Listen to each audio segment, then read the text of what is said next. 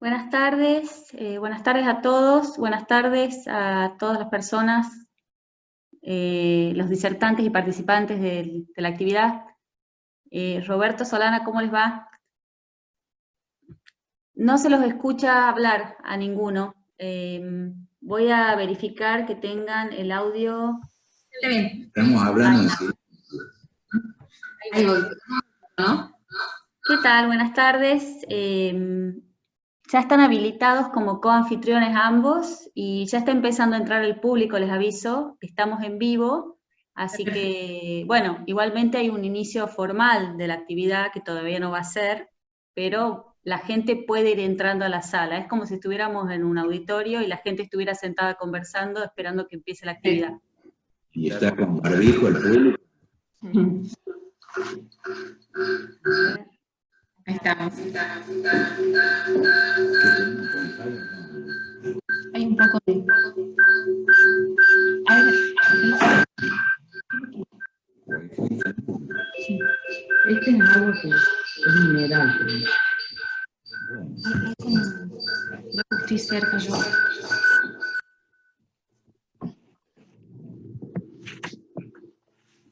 Bueno.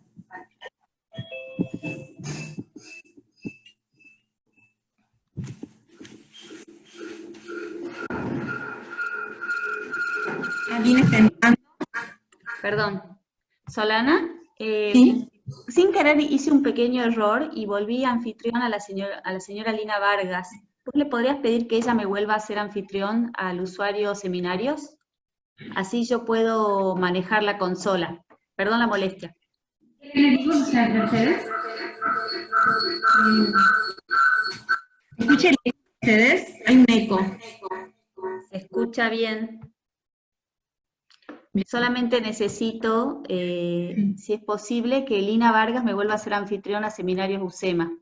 Perdón, fue una equivocación mía. La quería hacer co-anfitriona y me equivoqué con la configuración. Ya está entrando el público de a poco a la actividad.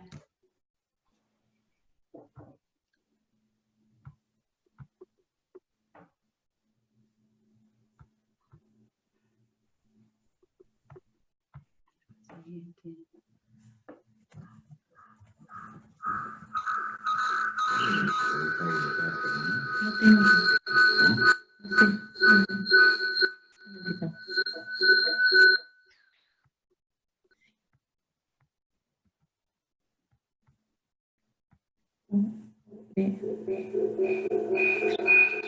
Esto vamos a apagar el celular porque me parece que está haciendo un eco muy fuerte. Solana, ¿Sí? hay un eco funcionando como si hubiera un Sí. poco, tal vez se están, ¿cómo se llama el sonido? Se están acoplando los sonidos de los dos Zoom. Un momentito. Yo lo tengo fuera de línea, el celular. Tendrían que silenciar uno de los dos. Vamos a hacer una cosa, yo me voy a ir a otro lugar, ¿sí? Un momentito. Solana, ¿Sí? con silenciar uno está bien. Ah, está bien. Yo te voy a poner en silencio un momentito, ¿no?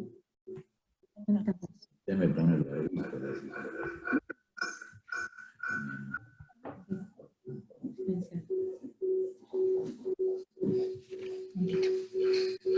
¿Solana? Sí, ya le estoy diciendo a Lina. Ah, bueno, sí, porque si no yo no voy a poder levantar, digamos, coordinar, que todo salga bien y que no haya ningún error técnico si yo no tengo el anfitrionazgo. Bien. Perdón la molestia.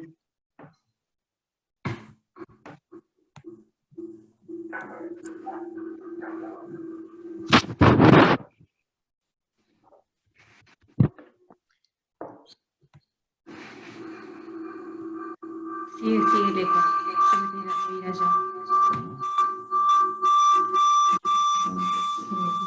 Solana, sigue habiendo un sonido que se acopla. Sí. Me voy a ir a otro lugar. Perfecto. Eso es normal cuando hay dos usuarios al mismo tiempo de Zoom. Bien.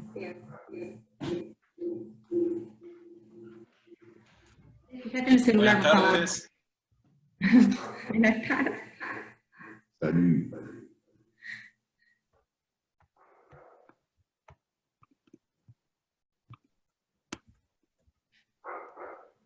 Mercedes, ¿Sí?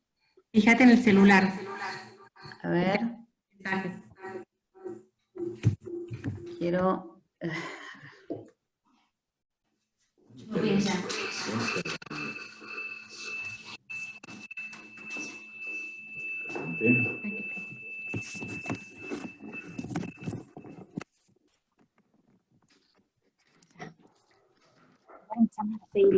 Ahí, ¿ves? Vamos a demostrar.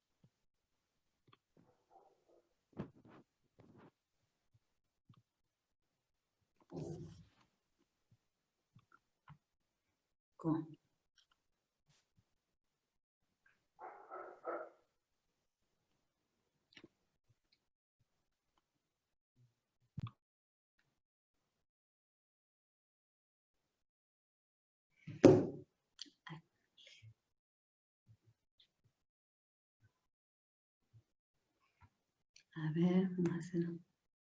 Hola Nicolás, buenas tardes. Te estoy haciendo en este momento coanfitrión junto a Lina, Roberto Espinosa y Solana. Un minuto.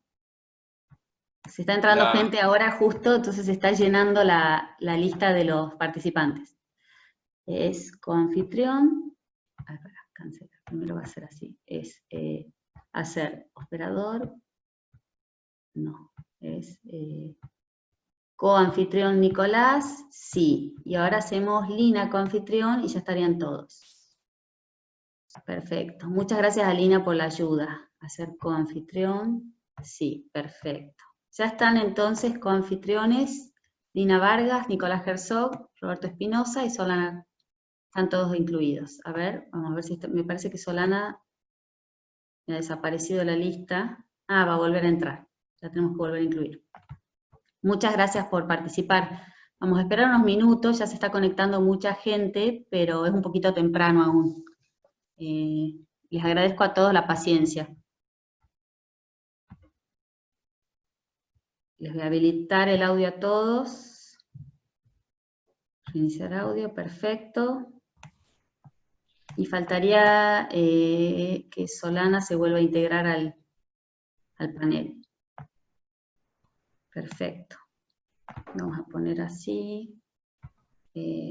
Compartir la pantalla.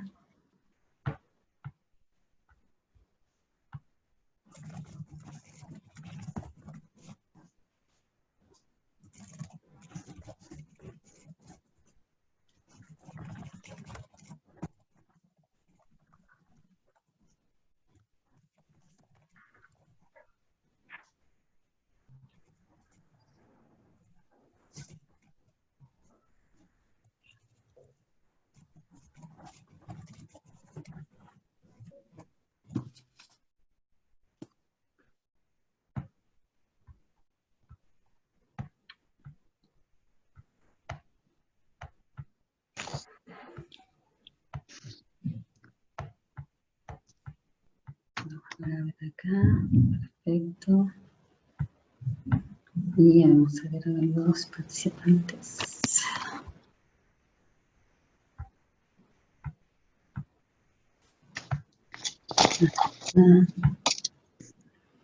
Necesito que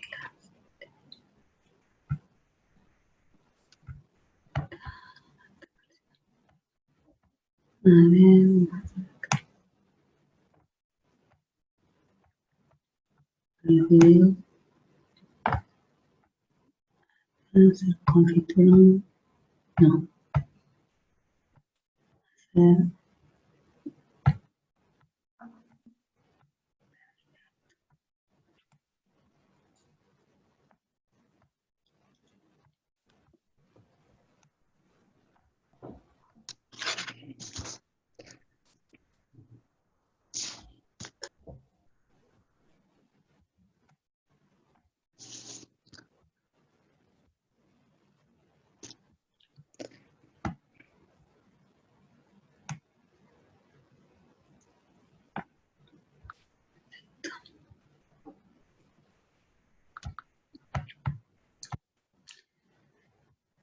Lina, Nicolás, Solana y Roberto, ¿me escuchan bien?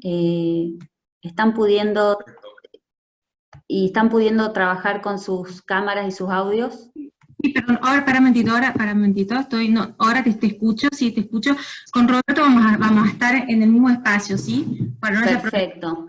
No había forma de que no recibe, así que bueno, vamos Si todos tienen sus cámaras y sus videos, y su audio funcionando bien, entonces ya estamos tranquilos. En minutos vamos a presentar a los participantes y yo directamente voy a apagar la cámara y el audio para no interferir y ya, digamos, quedaría en manos de ustedes. Perfecto. Vamos a esperar simplemente unos minutos porque es un horario donde la gente está terminando de trabajar, entonces puede demorarse unos minutos en entrar. Bueno. Y también pasa que como entran al mismo tiempo hay como cuellos de botella. Bien, también quería aprovechar para saludar a todos con estos inconvenientes técnicos que hemos tenido, y especialmente, bueno, a todos, y en especial a Nicolás y a Lina. ¿Cómo les va? Hola, Solana. Hola, Solana. Bien. Hola, Nico. A Lina nunca la había visto. También veo ahí a Malu Bruce, profesora de francés. Bienvenida, Malu. Bueno, y a todos los demás. Se están sumando muchas personas. Disculpen por los... Soy Inés Herrera de Catamarca. Mucho gusto. Disculpen.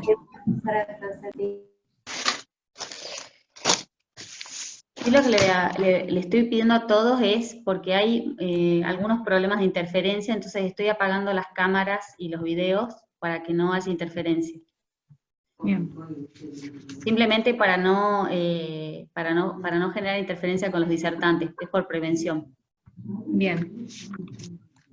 Si no se acoplan los sonidos y se genera un poco de problema. Bien. Así que vamos detrás del video. Ahí está, perfecto. Bueno. Igual siguen entrando personas, así que vamos a esperar un ratito más. Nicolás, tanto tiempo. Lina, no te alcanzo a ver ahora, pero a Lina nunca la habíamos hablado así. No, bueno, nunca habíamos. ¿Cómo estás, Lina? ¿Cómo está todo por allá? Pues bien, Nico, bien. ¿Encerrada? Encerrada hasta mínimo hasta septiembre. ¿Estás en Bogotá? Estoy en Bogotá, sí, ahora hay cuarentena acá como súper estricta por zonas de la ciudad. Entonces, donde está la casa de mi madre, nos corresponde del 17 al 23 de agosto. Así que bueno. En una suerte de fase 1, como nosotros acá en Buenos Aires. Fase 1, exacto. Bueno, hago las presentaciones acá, Roberto, que se está uniendo al fogón. Estamos en una circunstancia especial, había mucho eco, así que bueno, vamos a hacerla un poco al viejo modo, uno al lado del otro. ¿Cómo les va? El gusto de conocerlos. Presento a Lina y a Nicolás. Bueno, ¿sí? Así que bueno, en fin, Lina, yo en realidad no había hablado con vos, sí, a través de tu libro, digamos, así que es una forma de conocer, ¿no? Maravilloso libro. Sí. Ay, no, muchas gracias, Solana, por todo, a todos ustedes, de verdad, como que qué linda invitación. Gracias a ustedes de corazón, estar acá, en verdad, sé que están súper ocupados y la verdad que es un lujo tenerlos. Y Nico... No tanto, Solana, en cuarentena. No tanto, de verdad, no te creas. No tanto. Tiempo es lo que sobra. Ah, ¿sí vos decís? A mí no me sobra, no sé por qué. Qué suerte.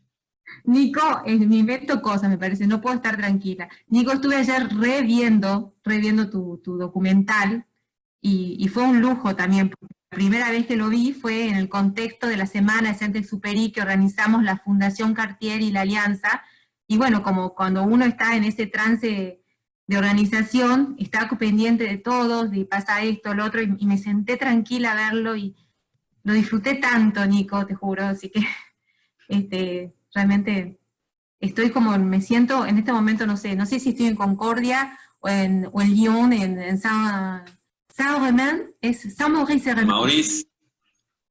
Así es. Todavía sigo en esa atmósfera saint-exuperiana, sigo. Qué bien. Bueno, en fin. ¿Y Bogotá está difícil con la cuarentena? Sí, Solana, o sea, en general Colombia íbamos como paralelos con Argentina en Ujú. número de contagios y esto, y de repente se disparó toda Colombia y Bogotá sí es como el epicentro y algunas ciudades de la costa de Colombia también están terribles. Sí. Está todo difícil, la verdad que sí. Es, Es bastante inesperado, ¿no? Porque acá pasó en ciudades como Jujuy, que venía bárbaro, y de pronto se filtró por una frontera y ahora es como una de las peores, de ser de las mejores. cual, tal Un cual. país, Pero ustedes en Tucumán están un poco tranquilos, ¿verdad? Está tranquila la situación. ya ves que estamos acá con Roberto compartiendo espacio, no por transgresores, sino bueno, un tema técnico de último momento, etcétera, etcétera, pero en general no es lo mismo, pero sí, se permiten reuniones de 10 personas, Ujú. a veces las reuniones de 10 personas se convierten en reuniones de 20, como pasa en Argentina, y no se ha disparado el contagio, no hay circulación del virus, por suerte, toco madera. No, qué suerte. Sí. En cambio, Nicolás, vos estás en Buenos Aires, estás en la capital, ¿no es cierto? Ahora estoy en Buenos Aires, estuve 3 meses y medio en Concordia, me agarró la cuarentena ya. Ujú. Eh, el 15 de marzo habíamos llegado a Concordia, con lo cual decidimos que era el mejor lugar como para estar, porque allá los contagios son muchísimo menores, obviamente, y bueno, tengo mi casa en zona más rural. Así que bueno, los primeros meses, los meses más duros, los pasé allá. Eh, Recién había estrenado mi película, con lo cual estaba como medio en una situación rara, porque fue completamente inesperado, tenía todo un plan de trabajo por casi 6 meses de recorrido con la película, y bueno, y a los 3 días posteriores al estreno, de repente, confinamiento total, así que a reinventarse, bueno, aprovechar el momento también como para pensar, para reflexionar, para encontrar la vuelta a lo que en un primer momento parecía que iban a ser 15 días, después fueron 30, después fueron 2 meses, y ahora pareciera ser un cambio de paradigma total. Con lo cual, a los 3 meses y pico, bueno, volví a Buenos Aires, y acá estoy, hace un mes. Se parece un capítulo de 100 años de soledad cuando llega la lluvia, ¿no? Y después creo que hay una epidemia del sueño. Una de esas, bueno, yo hablando de García Márquez, adelante de una colombiana, no, qué vergüenza. No, recuerdo que había 2 episodios de epidemia, me parece. No, uno que era una lluvia intermitente y después había una epidemia de sueño, ¿o no? Sí, quizás hubo como una especie de epidemia de insomnio, no puede ser que la gente Sí. no se quedaba dormida, creo que sí, creo recordar, porque hace un tiempo ya no lo he vuelto a leer, pero creo recordar que sí. 100 años yo lo leí a los 18, o sea, hace más de 20. Lo que pasa es que Hermoso. dentro de todos los textos que la gente se acordaba en esta cuarentena, salían así, en Facebook me lo recordó, o sea, aparecían textos, La peste de Camus, bueno, también aparecía esa parte de la epidemia que, no sé, Claro, que el de Camerón también rondó mucho por cuando empezó todo. sí, tal cual. Chicos, siendo las 6:06, ya tenemos 53 personas online. Hay más anotados, muchos más, pero me parece también por respeto a la Por puntualidad supuesto, y por respeto disculpen, también al sí, tiempo de los disertantes, no demorarlos demasiado, porque por supuesto que sí. generosamente están participando. Así que yo voy a dar una presentación corta y los dejo a ustedes al mando. Y yo voy a Mercedes, estar controlando los temas técnicos. se ve la pantalla todo como pequeños cuadritos, ¿no? ¿Es normal? Sí, o sea, eso va a depender de cada Bien, configuración de cada persona. Uno puede fijar la pantalla. Si la bien, persona, cada usuario la puede fijar en Nicolás, en Lina o en vos. Lo que yo estoy perfecto. controlando es que no se disparen los audios y los videos del resto para no hacer acople, para no hacer interferencia y para no distraer, porque a veces uno sin querer lo activa. Pero Bien, yo me voy a quedar con el audio apagado para no hacer interferencia yo misma. bien, Entonces voy a presentarlos y ya los dejo en manos de bien. ustedes. Bueno, bienvenidos a todos. Primero pido perdón por tener la cámara apagada, tengo un problema técnico yo, pero bueno, yo pertenezco a la Universidad del SEMA, es una universidad que tiene sede en la ciudad de Buenos Aires, Se fue fundada en 1978 y empezó como una universidad para economía, como un centro de estudios, y ahora ya tiene una multiplicidad de carreras. La universidad en el aspecto cultural tiene un ciclo de cine que organiza con la Iglesia de Santa Catalina, fue una iniciativa del padre Rafael Brown hace mucho tiempo, y ese ciclo de cine tiene 30 años de antigüedad, pero el primer ciclo dedicado a la literatura y a la música, a la creación artística en sí, sería este ciclo, que se llama Los martes con acento francés, empezó el 7 de julio, y bueno, si todo sale bien, probablemente continúe a lo largo del año, como para darle a las personas de la comunidad del SEMA un espacio de recreación, un espacio para salir un poco de la realidad, que es tan difícil para muchas personas. Por supuesto que como la Universidad del SEMA no tiene estructura de instituto cultural, recurrió a la ayuda de la Alianza Francesa de Tucumán, a la Fundación Cartier, a la red de alianzas y al Instituto Francés, y generosamente estas organizaciones, especialmente la Fundación Cartier de la Alianza Francesa de Tucumán, ayudaron a organizar este ciclo y se ocuparon de dirigir todo el contenido, y convocar a Nicolás, convocar a Lina y convocar a Roberto. Así que bueno, muchísimas gracias. También quiero agradecer especialmente en nombre de las autoridades a Mariana Zaguaya, que es la directora de la Alianza Francesa de Tucumán, que junto a la Fundación Cartier, Eduardo Pose, han brindado un apoyo impresionante. Bueno, a todo el equipo de la Alianza Francesa de Tucumán, muchísimas gracias. Todo esto es organizado por ellos. Así que bueno, dicho esto y agradeciendo en nombre de la Universidad del SEMA la participación de todos, yo voy a presentar a los participantes ahora. Ahora va a haber una entrevista. Se va a tratar exactamente del paso, que para muchos es inadvertido, de Saint-Exupéry por Argentina, y cómo él acá encontró un montón de cosas que se vieron en su obra posterior, y en su obra más famosa, que es El Principito.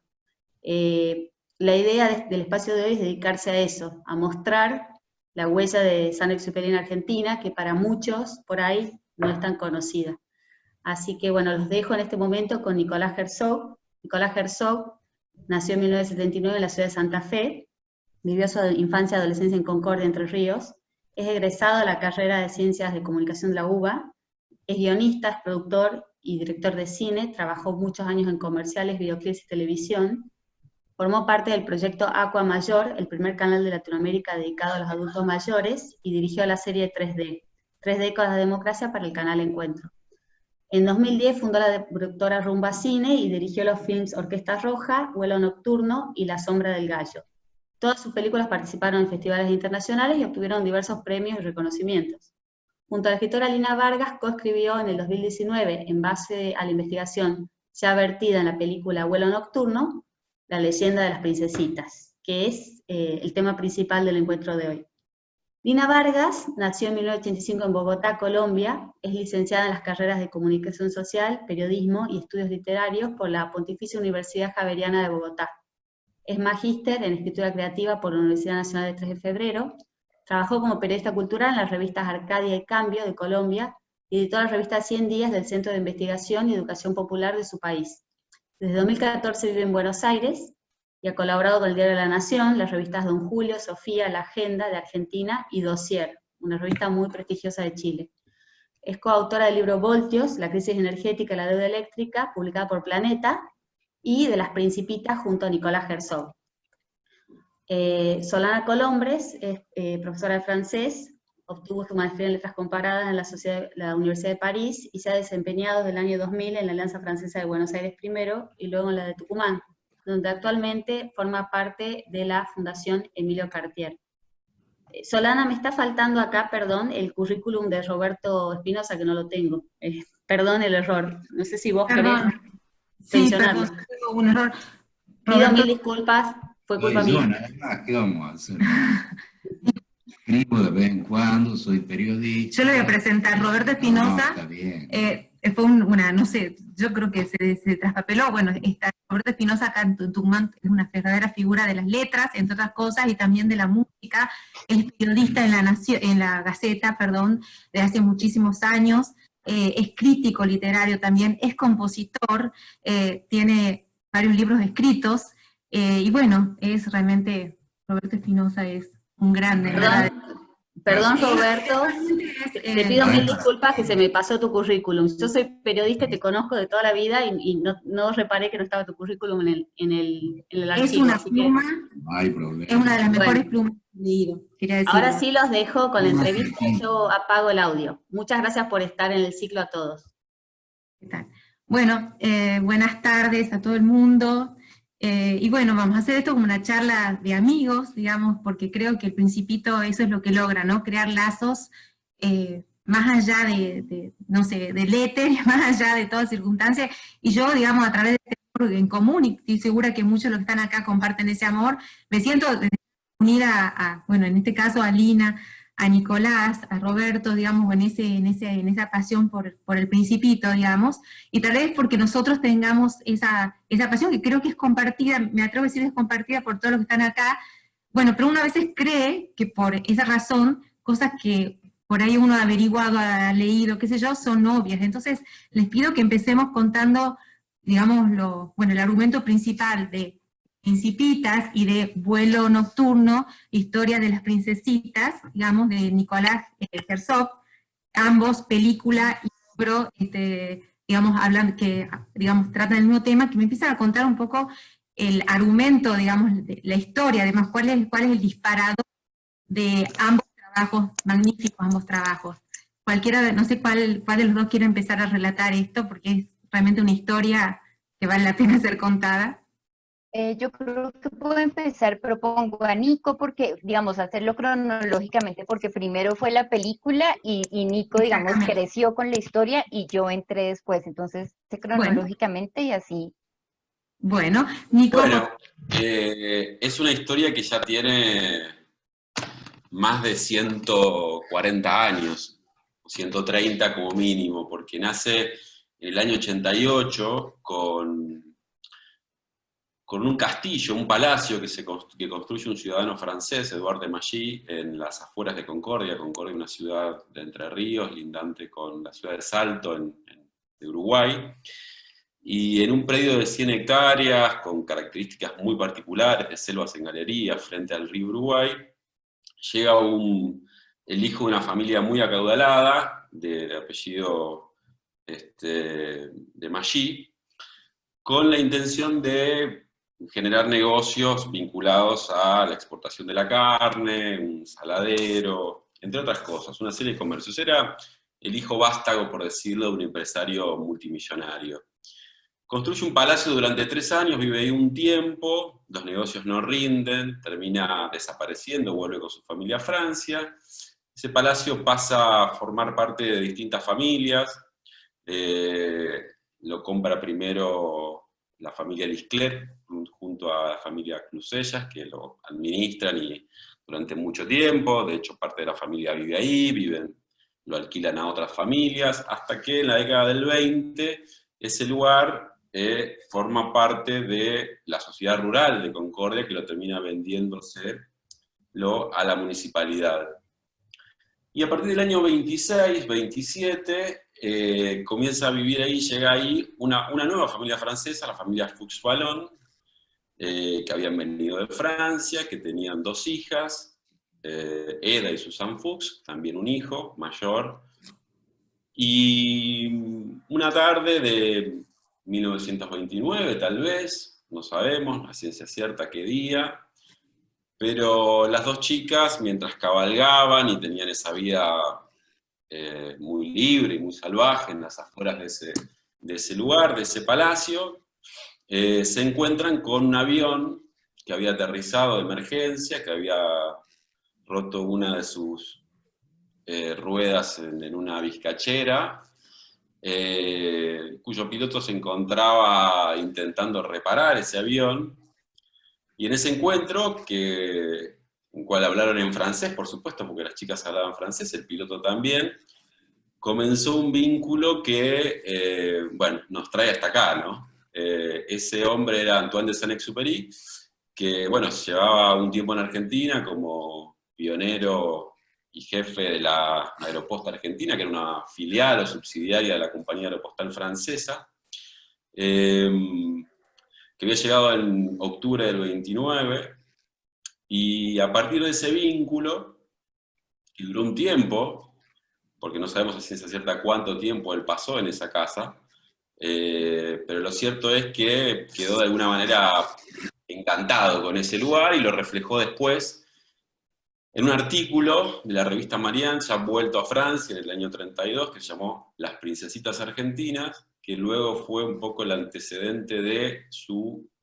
libro Tierra de Hombres. En el capítulo 5, Oasis, hace una expansión de ese texto, que para muchos es un poco la antesala de lo que después fue El Principito en el año 43.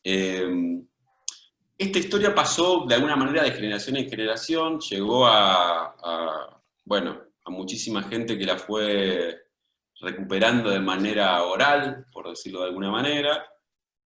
En el año 94 un colega y amigo ya fallecido, Danilo Laviña, hizo un documental que llamó Oasis, donde incorpora parte de una entrevista que le habían hecho a Ede y Susan Fuchs, ya grandes, entre otros materiales. Y yo crecí en Concordia, pasé casi toda mi infancia, adolescencia, como bien contaban hace un rato, y crecí también un poco correteando por ese lugar, ya público y en ruinas, porque en el año 38 había sufrido un incendio, ya cuando la familia Fuchs no vivía ahí, y un poco el lugar había quedado a merced de la intemperie y los saqueadores. Y un poco a partir de ese vínculo y de esa relación, en el año 2015 andaba con ganas de decir algo sobre eso, sobre esa historia, como darle un marco de totalidad. Me interesaba mucho todo el aspecto mitológico que lo rodeaba, que rodeaba la historia y que de alguna manera también me había acompañado durante mi infancia y mi adolescencia, ¿no? Más allá del vínculo que en lo personal había tenido con El Principito y con la obra de Saint-Exupéry, había algo que me alimentaba y que se había comenzado a crecer y mucho más a partir del nacimiento de mi hija, en el año 2011. Así que se armó como todo un mejunje ahí entre la posibilidad, la oportunidad. En el año 2015, además, el palacio, que había estado en ruinas mucho tiempo, pudo al fin lograr una puesta en valor muy importante a partir de un proyecto que inició la Municipalidad de Concordia junto con una serie de arquitectos de Buenos Aires. Ganó un premio muy importante también de arquitectura a partir de esa restauración, y el lugar sufrió un proceso de protección que hasta ese momento no tenía, porque si eso no se llegaba a hacer, muy probablemente hubiera quedado a la intemperie y en pocos años más hubiese desaparecido. Eso me inspiró y me alimentó un poco las ganas de avanzar en la historia. La muerte de Danilo también me tocó muy de cerca. Él había comenzado una investigación para linkear un poco con Francia, ¿no? Que era lo que de alguna manera faltaba, ¿no? Y hubo algunas personas que fueron punta de lanza, como Silvina Molina, Clara Rivero y muchísima gente más que investigó muchísimo sobre el tema y que me ayudaron mucho en esa primera etapa.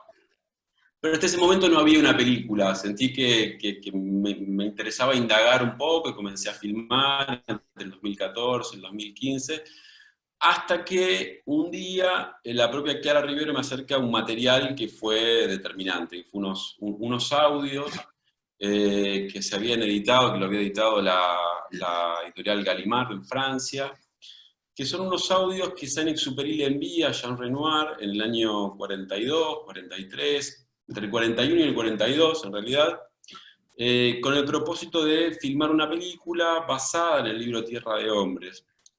Ellos habían llegado a Estados Unidos como enviados diplomáticos del gobierno francés, intentando hacer un poco de lobby para que Estados Unidos entre en guerra, medio exiliados, medio lobistas, y deciden en ese barco empezar a desarrollar ese guión, y claro, Saint-Exupéry empieza a grabar esas suerte de inspiraciones, se levanta, envía, y le va enviando esos discos de goma laca de Nueva York a Los Ángeles.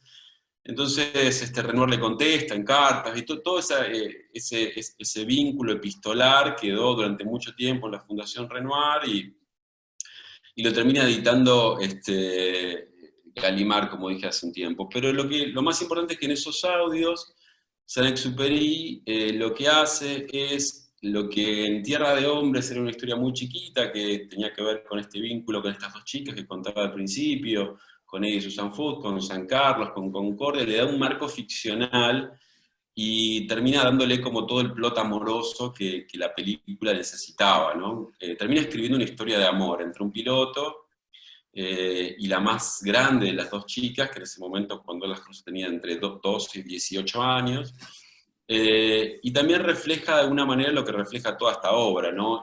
Esta dicotomía entre el templo amoroso y la misión del piloto, que de alguna manera siempre tiene que ir por su camino, ¿no? Por su trabajo, por el desafío de ser piloto en ese momento. Ese proyecto de guión, que lamentablemente nunca se llevó a filmar, pero sí quedaron los audios, me convencieron de hacer una película sobre esto, y estructurar de alguna manera Vuelo Nocturno con esos audios. Y bueno, y a partir de ahí se empezó a armar todo el mosaico de la película, que el título también hace referencia al libro que él escribe estando en Argentina, y que también es una historia de un piloto que deja el nido amoroso, por decirlo de alguna manera, para ir en búsqueda de un vuelo nocturno, y donde termina, bueno, su vida, ¿no? Porque termina muriendo en ese trayecto. También me parece que hacía mucha referencia a eso.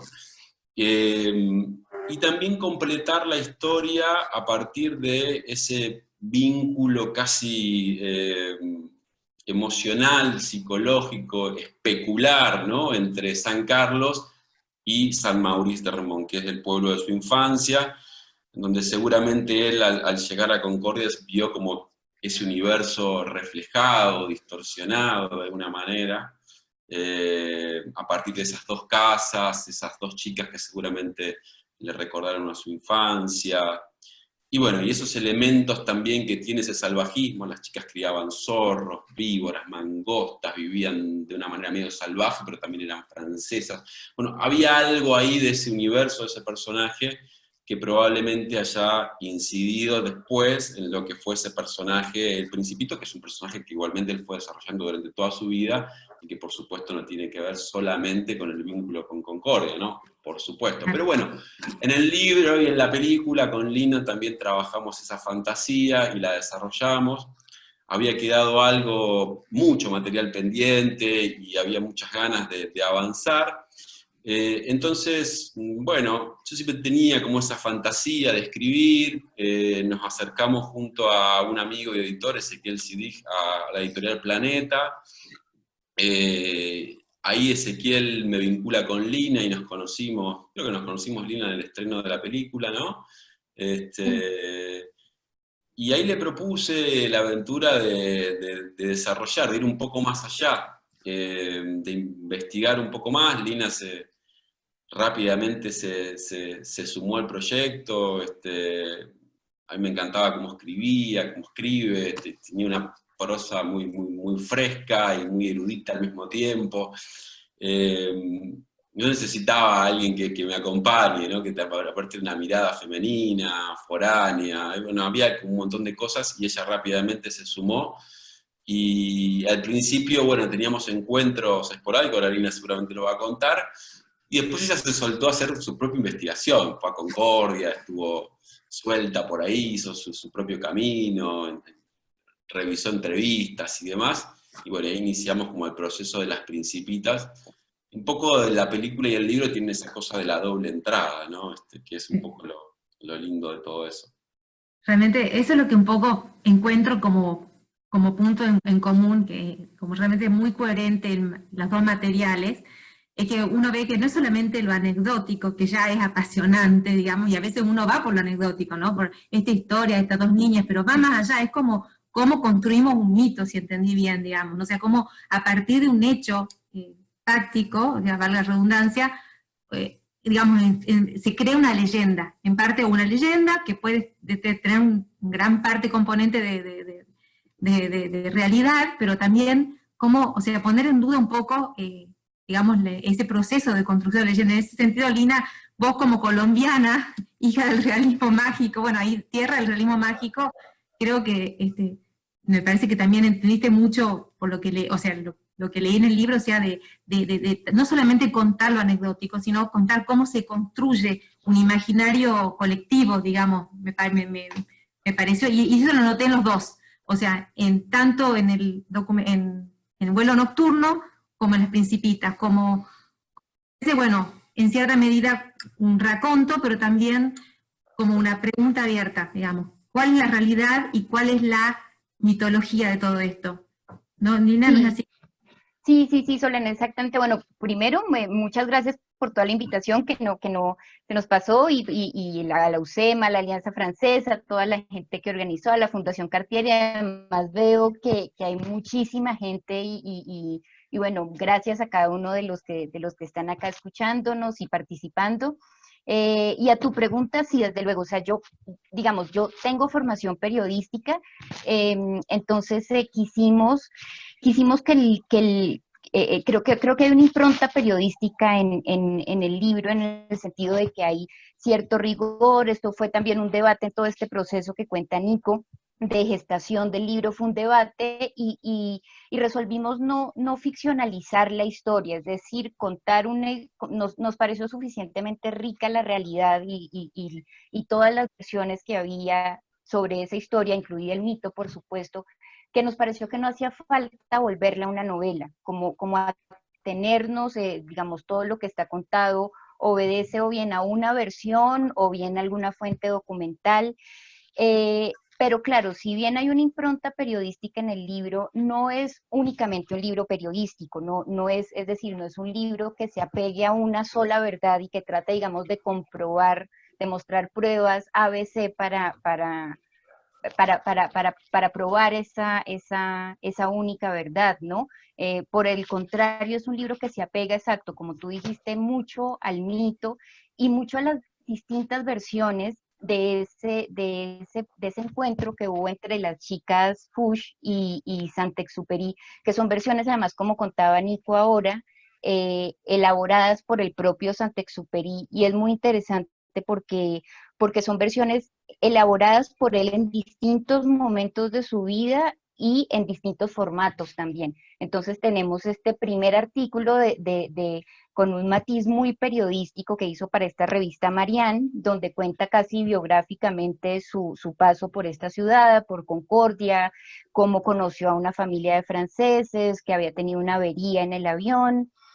Luego escribe, eso es en el año 32, en 1939 escribe Tierra de Hombres, que es un libro también biográfico, pero esta vez el personaje no es Saint-Exupéry, sino un piloto, digamos, un piloto muy parecido a Saint-Exupéry, pero ya es una ficción, digamos.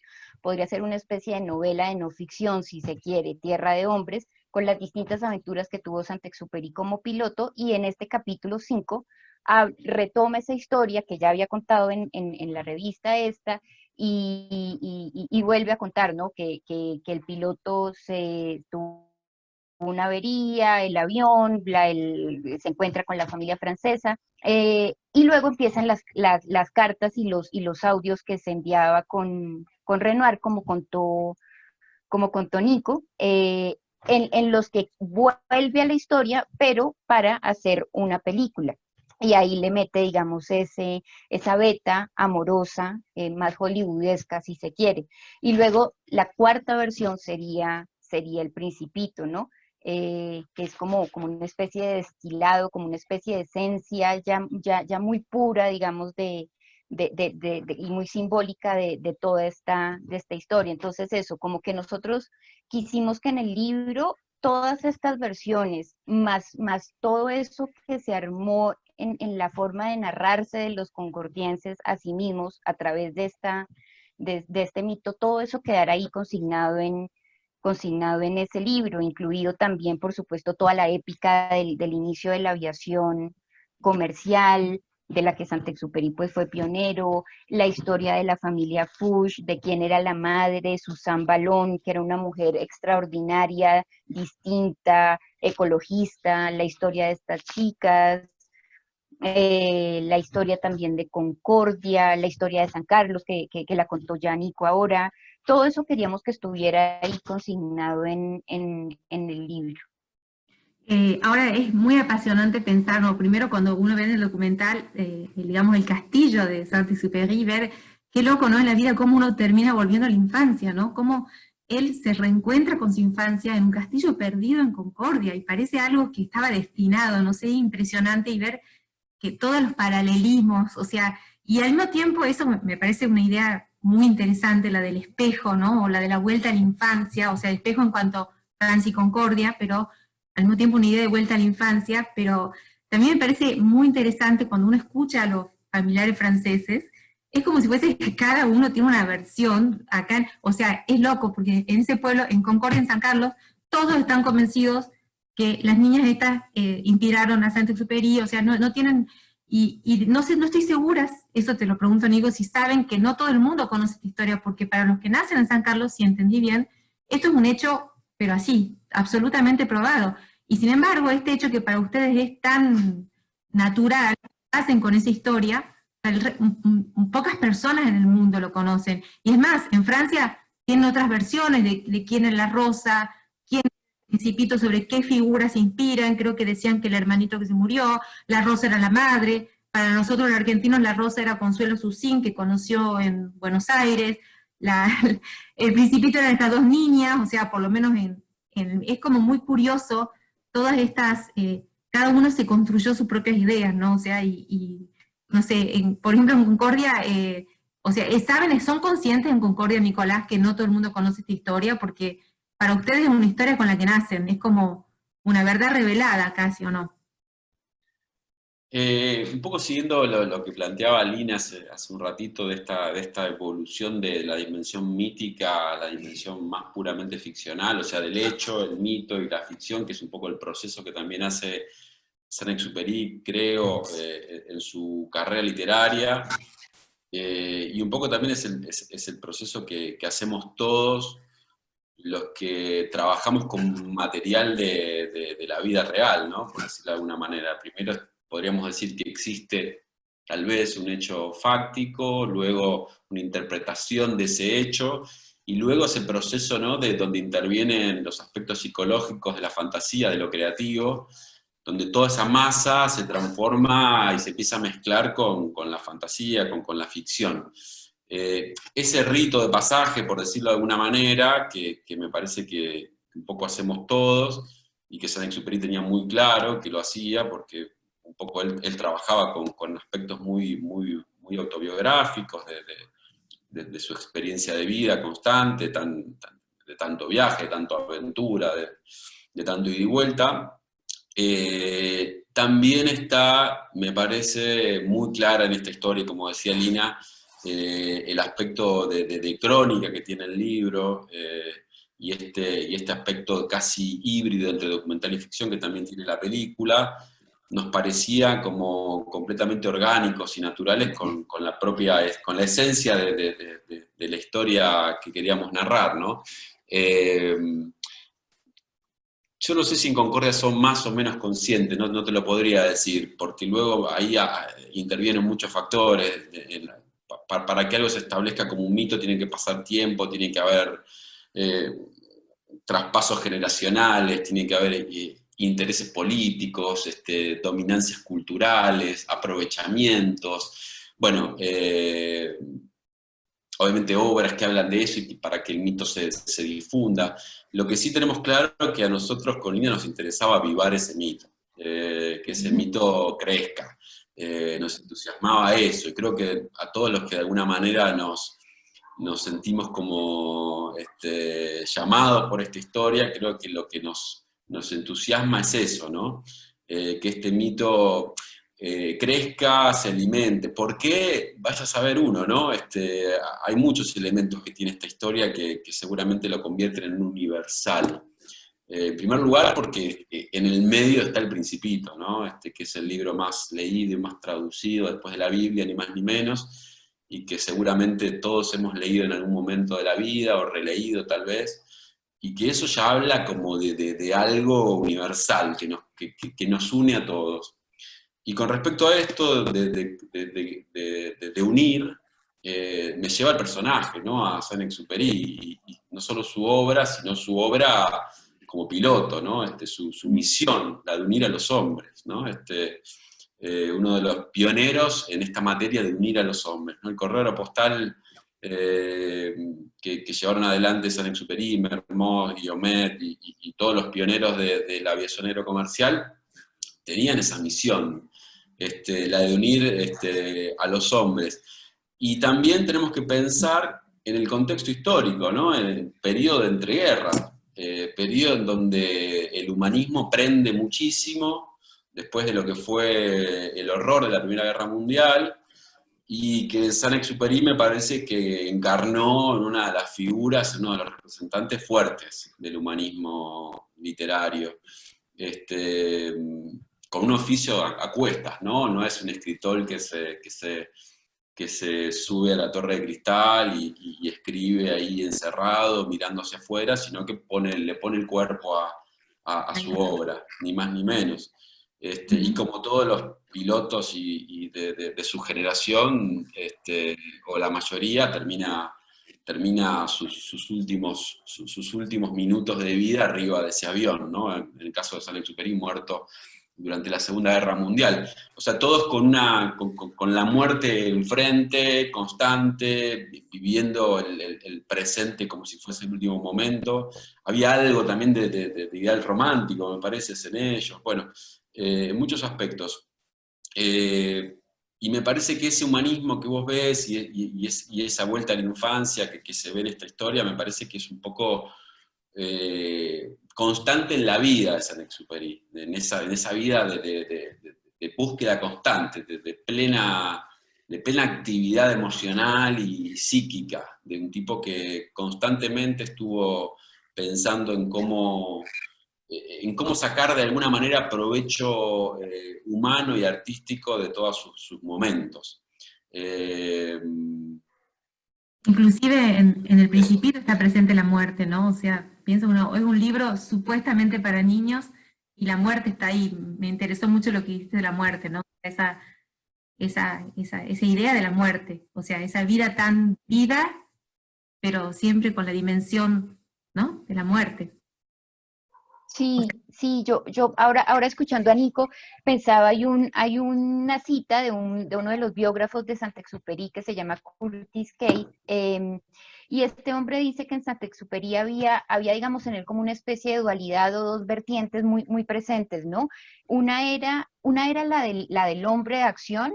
Saint-Exupéry nació en 1900, es decir, nació con el siglo XX, vivió las dos guerras mundiales, fue piloto cuando nadie era piloto en ese momento, le gustaba explorar, tuvo una vida absolutamente llena de aventuras. A los 44 años, digamos, cuando su avión desapareció, el cuerpo estaba lleno de cicatrices, de combates, de caídas de avión, es decir, una vida absolutamente aventurera.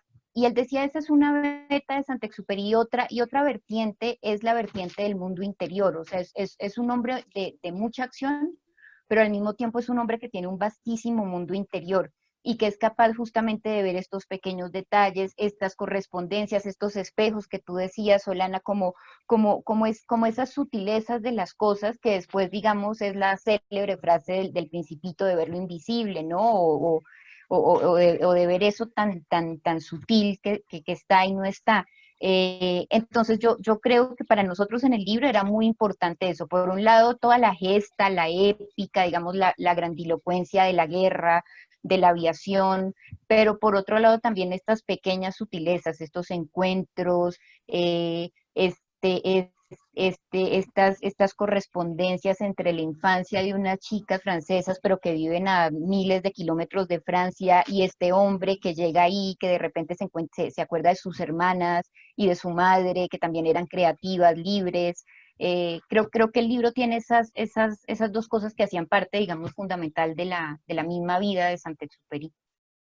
Disculpen que vuelva a lo anecdótico, pero bueno, la verdad es que tengo tantas cosas, no me tengo que pasar el tiempo, y aparte que tenemos que escucharlo al maravilloso Roberto, pero volviendo a lo anecdótico, que también es divertido ese detalle jugoso, quería preguntarles, o sea, ¿pueden contar esa anécdota maravillosa que está en Oasis de Tierra de Hombres sobre lo que estaban comiendo en la mesa, un poco para pintar lo que eran estas hermanitas, digamos, que eran eran tremendamente libres, ¿no? O sea, ¿podés contar, Nico, esa anécdota cuando estaban comiendo la familia y Saint-Exupéry siente algo bajo la mesa?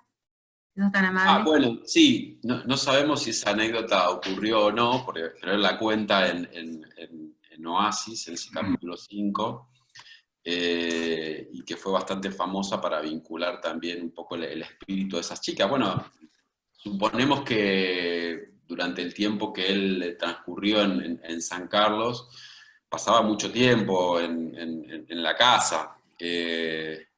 En realidad paraba en el centro de la ciudad en un hotel, pero iba todo el tiempo a San Carlos, que quedaba más o menos a 10 minutos de donde él pernoctaba. Estamos hablando de una casa de 37 habitaciones, estilo Luis XV, digo, una cosa imponente. Pero ya venida a menos, ya con 50 años encima, en el año 29, construida en el año 88, era casi 50 años, de una casa que ya en ese momento era una casa vieja. Y claro, era una casa más cercana a un salón municipal, donde nos imaginamos que muchas de las habitaciones ya no estaban en desuso, donde existía la figura del fumoir, que era el lugar, una especie de biblioteca, donde la familia se encontraba, bueno, a charlar y demás, y el comedor, que tenía, bueno, entre otras cosas, un piso de madera con un agujero importante ahí cerca, y cerca de la mesa, y en una de esas comidas, Saint-Exupéry cuenta que de repente escucha un ruido muy cercano donde él tenía sus pies, cerca de ese agujero, un ruido de un movimiento extraño, y pregunta qué es ese ruido, y las chicas como muy naturalmente le contestan, tranquilo, son las víboras que viven ahí abajo de la mesa, no te preocupes. Luego sabemos por los audios a Renoir de otra anécdota, donde cuenta que un día, una tarde, ve a la más chica de las hermanas Fuchs subida a un árbol, y de repente, cuando está subiendo, o sea, bastante alta, de repente va bajando, tiene una serpiente. Y describe de una manera maravillosa el encuentro entre la niña y la serpiente, y puede describirlo como el diálogo que incluso tienen en ese momento, enfrentadas una con la otra. Lo que habla de la familiaridad que tenían ellas con esa vida salvaje, ¿no? De alguna manera. Muy interesante. Y esto, digamos, hablando de las correspondencias, es casi que, sí, casi que se puede leer como espejo de esos veranos en San Maurice de Remen, de los niños santexuperinos. Saint-Exupéry tenía un hermano chico y tenía 3 hermanas. Hay una tremenda equivalencia entre esas hermanas, que igual eran niñas, y luego lo que él va a ver en el castillo San Carlos con las hermanas Fuchs, ¿no? Las hermanas de Saint-Exupéry eran niñas también. No hay, digamos, anécdota de serpientes, pero una de ellas tenía una especie de animalario donde iba tomando como registro de todos los animalitos que veía en este otro castillo en Francia. Otra de las hermanas no cortaba las flores porque le parecía terrible, digamos, causarle sufrimiento a otro ser vivo. Y al mismo tiempo todo este asunto de la creatividad, eran veranos tremendamente creativos. Yo creo que ahí hay como una equivalencia muy mágica, hermanas Fuchs, entre esas chicas Fuchs y las mujeres, digamos, de la familia Saint-Exupéry. O sea, ¿ustedes no creen que estuviese enamorado de ellas? Esa es una pregunta. No, a ver, seguramente había amor, y el tema es describir qué tipo de amor hubo en ese vínculo. Amor hubo seguro. El amor, ustedes saben, digo, es algo muy complejo de describir. Él era un hombre de 29 años, Susan Fuchs, que era la mayor, tenía 18, o sea, se llevaban nada más que 11 años, y Eda tenía 12. Y es probable, si bien los biógrafos, y yendo como a las citas, no en ningún momento hablan de una historia de algún vínculo amoroso efectivo, rastreando y hurgando un poco en los intersticios de los textos, por decirlo de alguna manera, se puede vislumbrar que había algo de celaje entre las partes, ¿no? Las entrevistas que después se le hace a Eda Fuchs ya con 50 años en San Carlos, porque en el año, no sé si lo llegamos a contar, creo que algo hice referencia al principio, en el año 64 llega Didier Dorat, que era el jefe de la aeropostal francesa, jefe de Antoine, durante la década del 20, ya grande, ya viejo, hace un recorrido entre la Carcasa Blanca, el Brasil, la Patagonia, llega a Concordia con un equipo de la radiotelevisión francesa a San Carlos por primera vez, y filman a las hermanas ahí en San Carlos en ruinas en ese momento. Susana, la mayor, que era mucho más tímida, no quiere hablar, pero se la ve un poco conversando con Dorat, pero Eda, que era mucho más extrovertida, les concede una entrevista que es parte del documental también, de Vuelo Nocturno, y de alguna manera deja entrever que algo las marcó a ellas en sus vínculos amorosos a lo largo del tiempo. De hecho, ninguna de las dos se casó, no se Tremendo conocen eso. demasiadas Esa historias frase que de le amor. dijo, esa frase que vos le entrevistaste, que dijo, él dijo, ¿por qué no te casaste? Porque él me dijo que no me iba a casar. Tremendo. Sí, él en realidad dice al final de Tierra de Hombres que en algún momento a esas flores le va a llegar un imbécil que la va a terminar conquistando, pero de alguna manera las termina celando. Me parece como que hay algo de ese celo que repercute en ellas, y por algún motivo extraño ellas juegan también, o jugaron a lo largo de su vida con ese fragmento, con ese párrafo. Qué increíble, ¿no? Pero indudablemente las marcó. Así que bueno, una historia de amor extraña, pero historia de amor al fin. Excelente. No sé, pasaría de tarde hablando, pero más o menos estamos en el tiempo. Antes de ceder la palabra a Roberto, bueno, decir dos cosas. Una, comentar, hacer un pequeño aviso parroquial. En el programa de Mario Marquich, sábado y domingo a las 10 de la noche, creo que es el canal 13, va a haber un programa dedicado a Saint-Exupéry, y Clara Rivero, que es una de las personas que más ha estudiado el paso Saint-Exupéry en Argentina, va a estar entrevistada, entre otras cosas. Y por otro lado, lanzar un anhelo así al universo, a ver si desde su planeta nos ayuda el Principito, que no serían Nicolás, Lina, ¿no? Reproducir, Roberto también, te incluyo, reproducir esos vuelos por la Patagonia siguiendo el itinerario del aeropostal, ya que lo que se planteaba Saint-Exupéry era como unir a los hombres, unir todos los puntos en el universo. Qué lindo sería, ¿no? Yo me pregunto, ¿quién dice? Por ahí, lo expreso así como un anhelo, ¿no? ¿Quién dice que lo podamos hacer? Si alguien está escuchando, si, no sé, desde el planeta. Y con que logre unir a los argentinos estaría bien, digamos.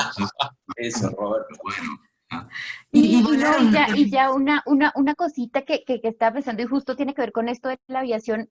Yo siento que Saint-Exupéry, o sea, que las chicas Fuchs marcaron más a Saint-Exupéry de lo que él las marcó a ellas. Yo creo que él se llevó una impronta tremenda de ellas dos, pero quizás hay un personaje, y lo uno con esto de la aviación que decía Solana, hay un personaje que, digamos, es un poco secundario en esta historia, y es el hermano mayor, Mario, el hermano de Eda y de Susana. Ese muchacho primero se enlistó en la Segunda Guerra Mundial porque escuchó al general de Gaulle y se fue a pelear contra los nazis, y toda su vida fue mecánico de aviación. Entonces hay otra correspondencia también, no a través de la chica, sino a través del hermano mayor y de la aviación, y él también, el hermano trabajó hasta que se jubiló con Air France en Argentina. Entonces hay toda una beta también de correspondencias por el lado de la aviación súper interesante.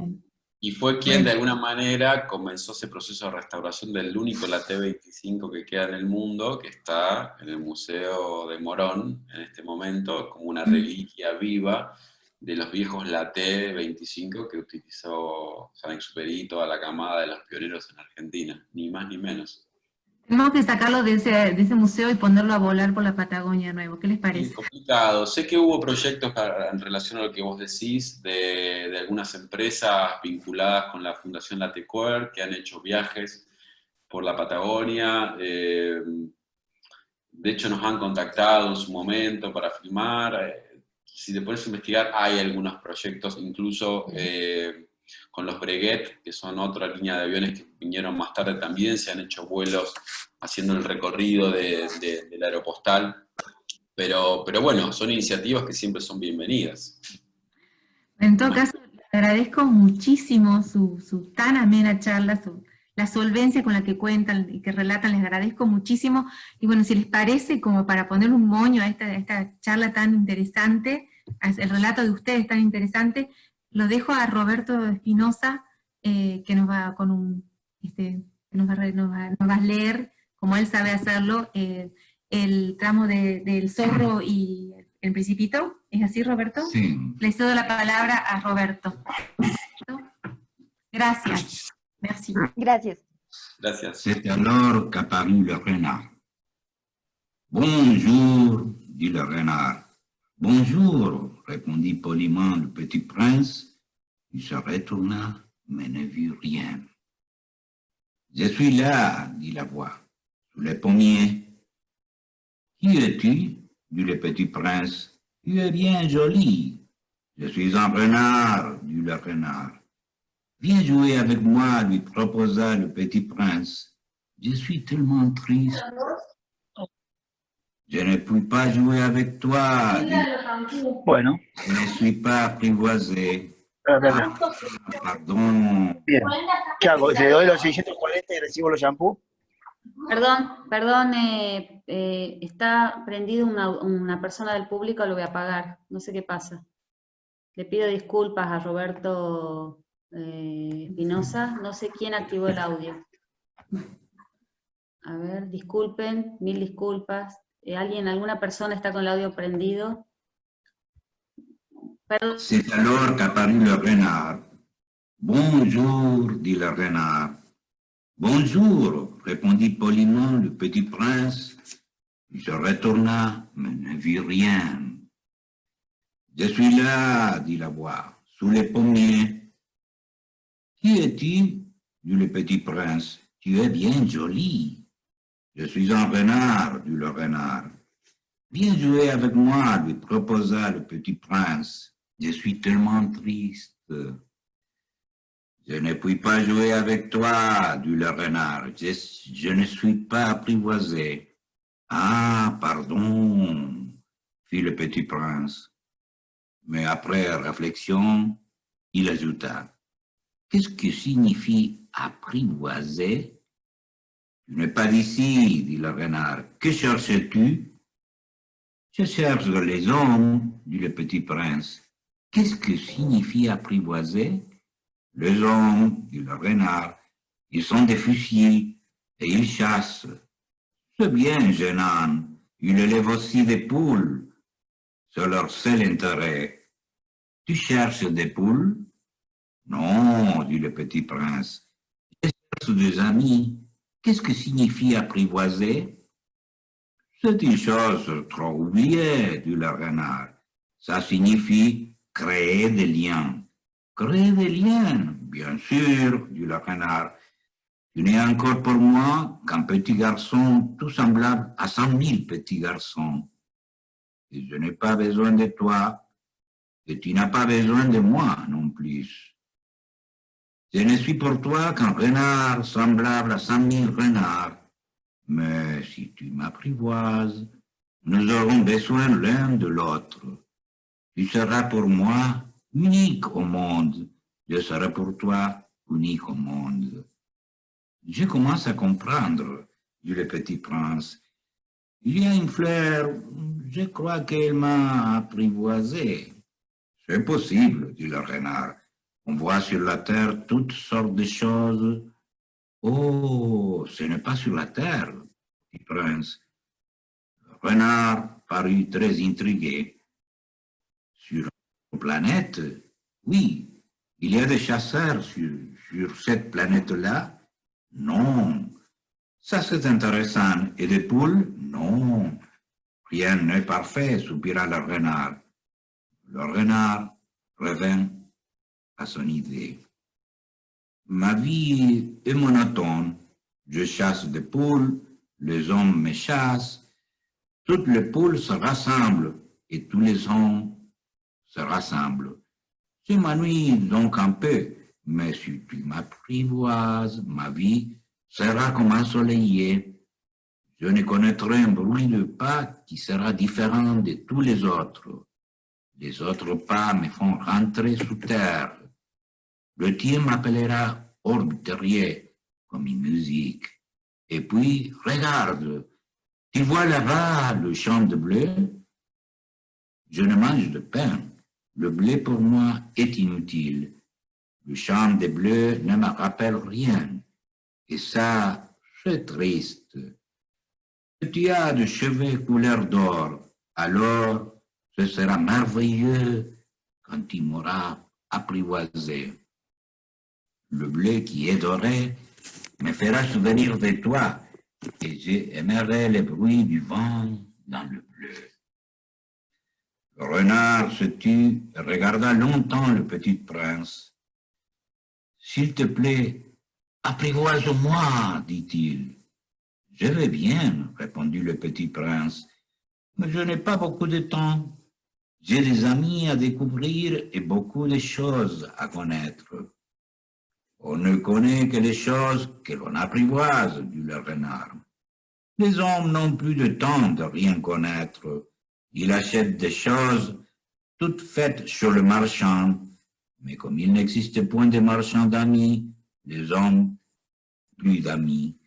Si tu veux un ami, apprivoise-moi. Que faut-il faire, dit le petit prince. Il faut être très patient, répondit le renard. Il t'assoira d'abord un peu loin de moi, comme ça, dans l'herbe. Je te regarderai du coin de l'œil et tu ne diras rien. Le langage est source de malentendus. Mais chaque jour, tu pourras t'asseoir un peu plus près. Le lendemain, revint le petit prince. Il eût mieux valu revenir à la même heure, dit le renard. Si tu viens par exemple à 4 heures de l'après-midi, de 3 heures, je commencerai d'être heureux. Plus l'heure avancera, plus je me sentirai heureux. À 4 heures déjà, je m'agiterai et m'inquiéterai. Je découvrirai le prix du bonheur. Mais si tu viens n'importe quand, je ne saurai jamais quelle heure m'habillait le cœur. Il faut des rites. Qu'est-ce que c'est un rite? Dit le petit prince. C'est aussi quelque chose de trop oublié, dit le renard. C'est ce qui fait qu'un jour est différent des autres jours, une heure des autres heures. Il y a un rite, par exemple, chez mes chasseurs. Ils dansent le jeudi avec les filles du village. Alors le jeudi est jour merveilleux. Je vais me promener jusqu'à la vigne. Les chasseurs dansaient n'importe quand. Le jour se rassembleraient tous et je n'aurais point de vacances. Ainsi le petit prince apprivoisa le renard. Et quand l'heure du départ fut proche, « Ah, dit le renard, je pleurerai. »« C'est ta faute, dit le petit prince. Je ne te souhaitais point de mal, mais tu as voulu que je t'apprivoise. »« Bien sûr, dit le renard. »« Mais tu vas pleurer, dit le petit prince. »« Bien sûr, dit le renard. »« Tu n'y gagnes rien. »« J'y gagne, dit le renard, à cause de la couleur du blé. » Puis, il ajouta, « Va revoir les roses. Tu comprendras que la tienne est unique au monde. Tu reviendras me dire adieu et je te ferai cadeau d'un secret. Le petit prince s'en fit revoir les roses. Vous n'êtes pas du tout semblable à ma rose. Vous n'êtes rien encore, leur dit-il. Personne ne vous a apprivoisé. Et vous n'avez pas apprivoisé personne. Vous êtes comme était mon renard. Ce n'était qu'un renard semblable à 100 000 d'autres. Mais j'en ai fait mon ami, et il est maintenant unique au monde. Et la rose était gênée. Vous êtes belle, mais vous êtes vide, leur dit-il encore. On ne peut pas mourir pour vous. Bien sûr, ma rose, à moi, un passant ordinaire croirait qu'elle vous ressemble. Mais là, elle seule, plus importante que vous toutes, puisque c'est elle que j'ai arrosée, puisque c'est elle que j'ai mise sous globe, puisque c'est elle que j'ai abritée par les paravents, puisque c'est elle dont j'ai tué les chenilles, sauf le 2 ou 3 pour les papillons, puisque c'est elle que j'ai fait se plaindre ou se vanter, ou même quelquefois se taire, puisque c'est ma rose. Il revint vers le regard. Adieu, dit-il. Adieu, dit le renard. Voici mon secret. Il est très simple. On ne voit bien qu'avec le cœur. L'essentiel est invisible pour les yeux. L'essentiel est invisible pour le ciel, répétait le petit prince afin de se souvenir. C'est le temps que tu as perdu pour ta rose qui fait ta rose si importante. C'est le temps que j'ai perdu pour ma rose, fit le petit prince afin de se souvenir. Les hommes ont oublié cette vérité, dit le renard. Mais tu ne dois pas l'oublier. Tu deviens responsable toujours de ce que tu as apprivoisé. Tu es responsable de ta rose. Je suis responsable de ma rose, répéta le petit prince afin de se souvenir. Muchas gracias, Roberto. Bueno, queríamos leerlo en francés porque, bueno, se trata justamente nosotros también, difundimos la cultura francesa, ¿no? Y como queríamos que este tramo lo conocen todos, suena muy lindo en francés, ¿no es cierto? Así que, bueno, muchísimas gracias a los participantes, a todos los que, a todo el público, por formar parte de este encuentro, por asistir al encuentro, y gracias a UCEMA, Mercedes, bueno, nada, así que solamente cierro con esta frase: somos responsables por lo que hemos domesticado, lo esencial es invisible a los ojos. Mercedes, te cedo la palabra y les digo hasta luego a todos y gracias. Bueno, muchas gracias, ¿no? Mercedes. Gracias, Roberto. Gracias. Por la lectura. Gracias. Sí. Gracias. Si quieren leer el libro se puede conseguir, Gran Mercado Libre, y la película la pueden ver en Cinear de manera gratuita también. Creo que también durante esta semana la pueden ver en la página de la Biblioteca Nacional, además de Cinear.